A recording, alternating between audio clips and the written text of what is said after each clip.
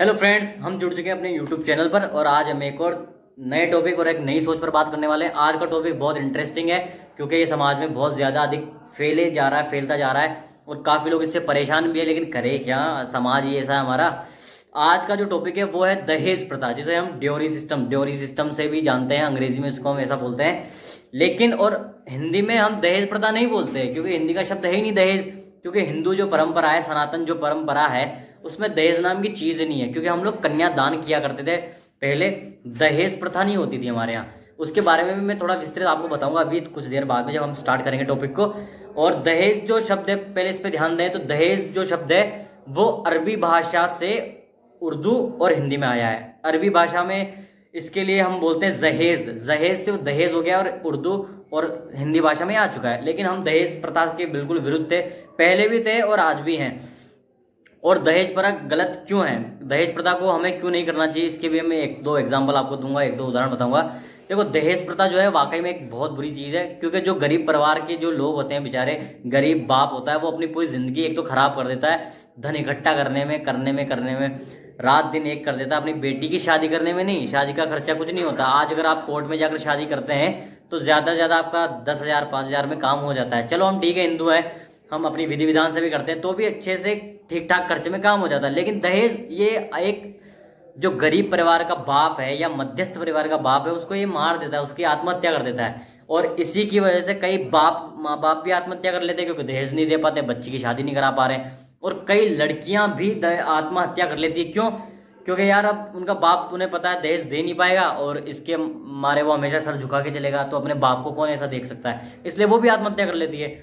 लेकिन दहेज आपको लेना चाहिए या नहीं, ये केवल मेरा मत है। आप जैसा आप अपने आप को उचित समझे, लेकिन वास्तव में मानव के जैसी सोच होनी चाहिए, एक निर्मल सोच, एक पवित्र सोच।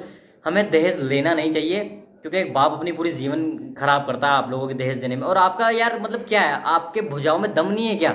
आप खुद अपने बीवी का खर्चा नहीं उठा सकते क्या? अपने बच्चों का खर्चा नहीं उठा सकते क्या, जो अपने बाप से लेते हैं? नहीं, दम ही नहीं है भाई, नल्ले बैठे हैं सब। लेकिन दहेज प्रथा एक बहुत बुरी चीज है। इस पर, इसकी वजह से लड़कियों पर काफी बुरा प्रभाव पड़ता है। सबसे पहले तो देखो, लैंगिक भेदभाव होता है।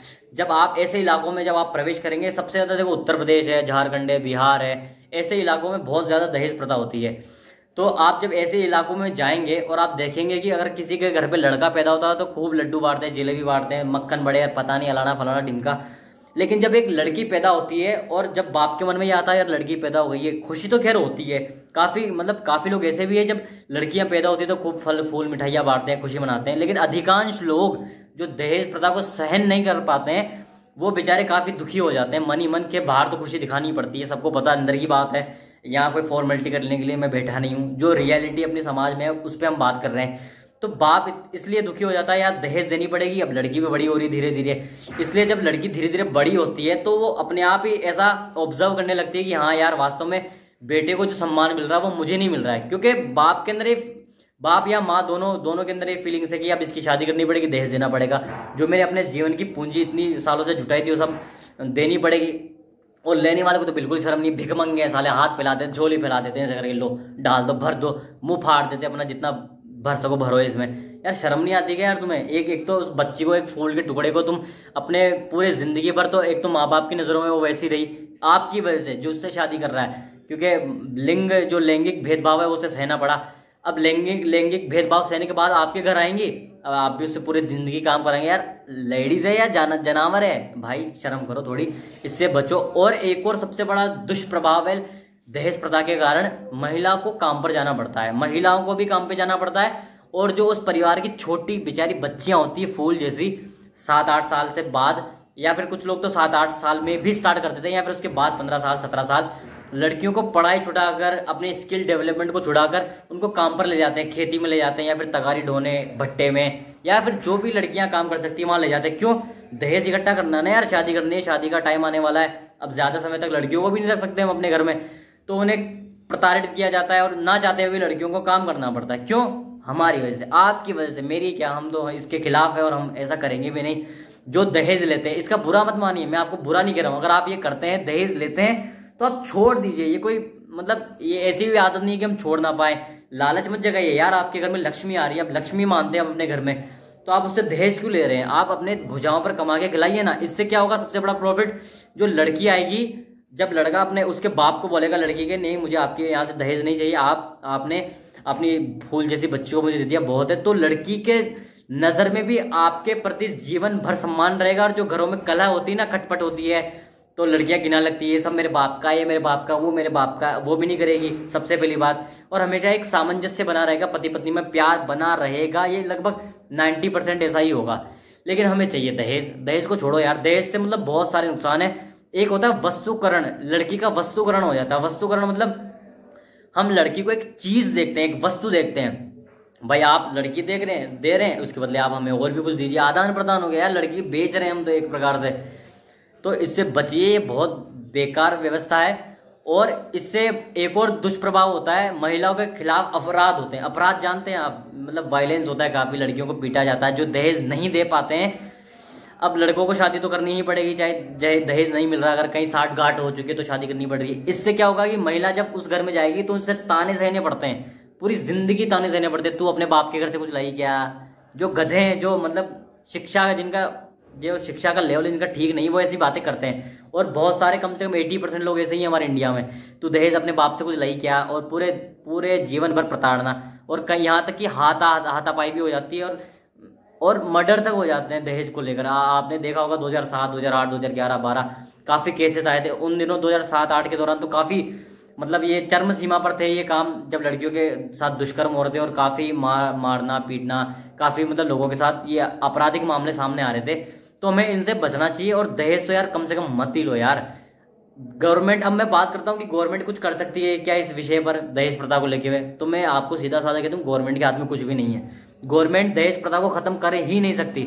और जैसा कि मैंने आपको पहले कहा था कि जिनके मन में ये क्वेश्चन है कि पहले भी तो लेते थे, राजा महाराजा ये लेते थे, वो लेते थे, अरे वो लेते नहीं थे, वो खुशी से लड़की के पिता उनको दिया करते थे।